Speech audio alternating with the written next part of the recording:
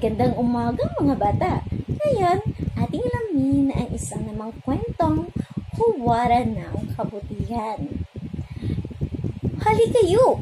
Batuin natin ang sagutan kabayo ni Mang Esko.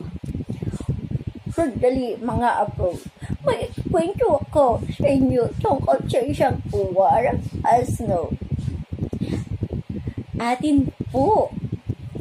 Pakinggan ang kwento ni Lola. May asno si Balaam. Lagi niya itong sinasaktan. Minsan, naggalit ang Diyos kay Balaam. Dahil sa katigas ang kanyang ulo, habang nakasakay siya sa asno, biglang malumitaw ng hell.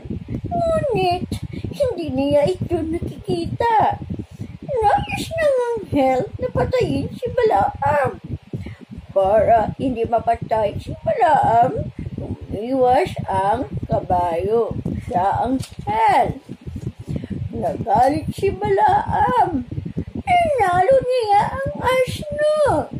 Muli na namang umarang ang anghel. Dahil wala nang madaanan ng asno, bigla na lamang itong umupo. Lalo na siyang pinagpapalo ni Balaam. Isang mahimala, nagsalita ang asno. Inanong niya si Balaam kung anong kasalanan niya. Biglang nakita ni Balaam ang anghel.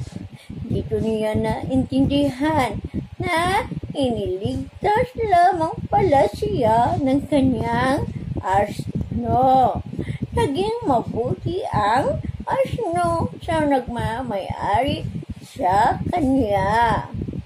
Kaya mga bata, huwag nating saktan ang mga hayop kung minsan sila ang tumutulong na magbigtas ng ating buhay.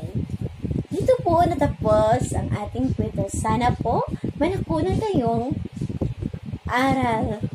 Maraming salamat.